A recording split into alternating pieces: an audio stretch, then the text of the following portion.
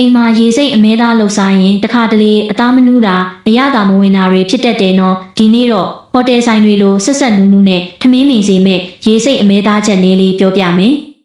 အရင်ဆုံးအမဲသားကိုတင့်တော်တဲ့အရွယ်ပပလေးပြီးစားချက်သွန်မင်းနဲ့ဂျင်းရည်ဟင်းခတ်နဲ့ဥက္ကာနဲ့ကော်မှုထဲကတမအောင်နဲ့ပါပြီးရင်စီနေနေဆန်းပြီးအသားဆိုတတ်ကိုထိန်ထားပါ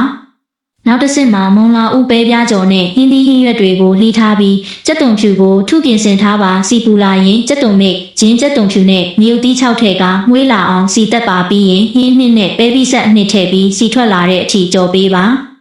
ရေထည့်ပြီးစားဟင်းခန့်နှစ်နဲ့ပဲငံပြာရည်တို့နဲ့အရသာပြင်မှာရေဆူလာရင်ဟင်းသီးဟင်းရွက်တွေထည့်ပြုတ်ပြီးကြက်တာနဲ့ဆဲကားပကံအောက်ခံမှာခင်းထားပါ